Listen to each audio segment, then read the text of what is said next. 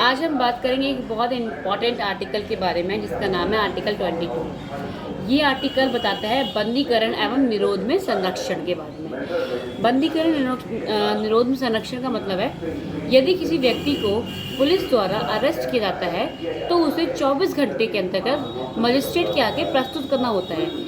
यदि जब वो मजिस्ट्रेट के आगे उस व्यक्ति को प्रेजेंट करता है और उसका प्रूफ जो उसके खिलाफ जो एविडेंस होते हैं वो प्रूफ साबित होते हैं कि इसने यही क्राइम किया है, तो उसको मजिस्ट्रेट के द्वारा जेल में भेज दिया जाता है, मतलब पुलिस कस्टडी में होकर वो जेल में जाता है।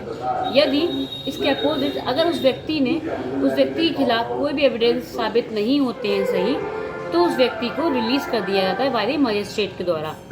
इसी में एक 1950 में एक निवारक नज़रबंदी निरोध अधिनियम पारित किया गया था, लेकिन ये जो अधिनियम है 1969 में स्वतः ही समाप्त हो गया था। उसके बाद 1979 में एक अंतर्राष्ट्रीय सुरक्षा अधिनियम पारित किया जाता है।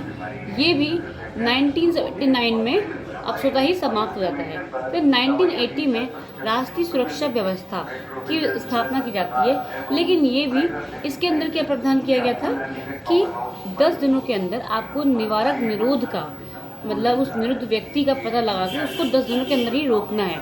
यानी कि मान लीजिए कि निवारक निरोध का पहले मतलब क्या होता है। निवारक निरोध वो है जिसमें कोई व्यक्ति अगर कोई क्राइम करने जा रहा है तो उसको उस क्राइम से रोकना, ये क्या है, निवारक निरोध है।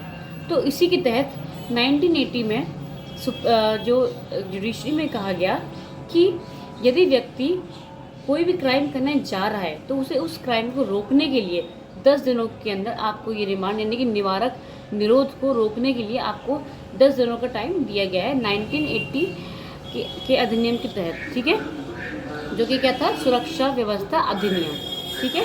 उसके बाद मतलब गवर्नमेंट ने 2002 में एक पोटा एक्ट पारित किया जिसमें का मतलब था प्रिवेंशन ऑफ टेररिज्म एक्ट। इसके तहत जो आतंकवादी होते हैं बाहर से, उन लोगों को अगर हमें पता चल गया कि ये अटैक करने वाले हैं तो उसके तहत उनको नज़रबंद करना, उन्हें रोकना कि वो ये क्राइम ना कर पाए।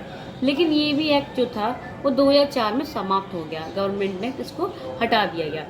तो ऐसे बहुत से मतलब जो हमारे देश में ऐसे लोग हैं जो क्राइम करते हैं या जो विदेशी शत्रु हैं हमारे देश में आके अटैक करने की कोशिश करते हैं। अगर हमें उन चीज़ों को पता गवर्नमेंट को लग जाता है तो वो नज़रबंदी निवारक अधिनियम द्वारा उसको जुडिशरी की कस्टडी में लेके उस पर रोक लगाई जाती है, पाबंदी लगाई जाती है। इसका मतलब ये नहीं कि उसको पनिशमेंट दी जाती है, वो पनिश नहीं हो रहा है, बट उसको प्रिवेंट कर दिया था कि आप ये काम नहीं करेंगे।